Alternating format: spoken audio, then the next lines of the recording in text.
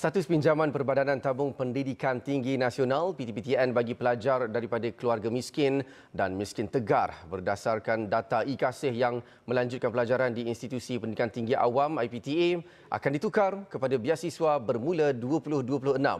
Pengerusi PTPTN Datuk Seri Nurliza Abdul Rahim berkata inisiatif untuk peminjam PTPTN di bawah Belanjawan 2026 itu menunjukkan keprihatinan kerajaan terhadap kebajikan pelajar tersebut dan komitmen memastikan akses kepada pendidikan tinggi yang inklusif. Jelas Datuk Seri Nurliza, langkah itu diharap dapat meringankan beban kewangan pelajar dan memberi ruang kepada mereka untuk menumpukan sepenuh perhatian terhadap pengajian.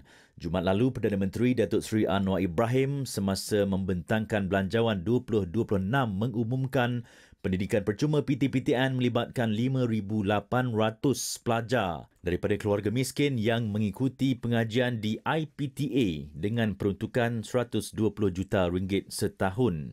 Selain itu, bayaran balik PTPTN dikecualikan kepada pelajar daripada keluarga berpendapatan rendah dan menengah yang memperoleh ijazah sarjana muda kepujian kelas pertama di IPTA dengan peruntukan RM90 juta setahun. Ia akan memberi manfaat kepada kira-kira 6,000 peminjam. Datuk Seri Nurliza berkata pengecualian bayaran balik PTPTN adalah sebagai penghargaan kepada pelajar cemerlang.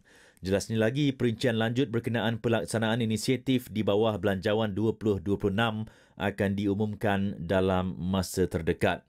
Mengenai sekatan perjalanan ke luar negara kepada peminjam yang mampu dan bekerja di luar negara namun culas membuat bayaran balik, beliau berkata kerajaan menekankan kepentingan kelestarian dana PTPTN bagi memastikan generasi masa depan berpeluang menikmati kemudahan pembiayaan pendidikan tinggi.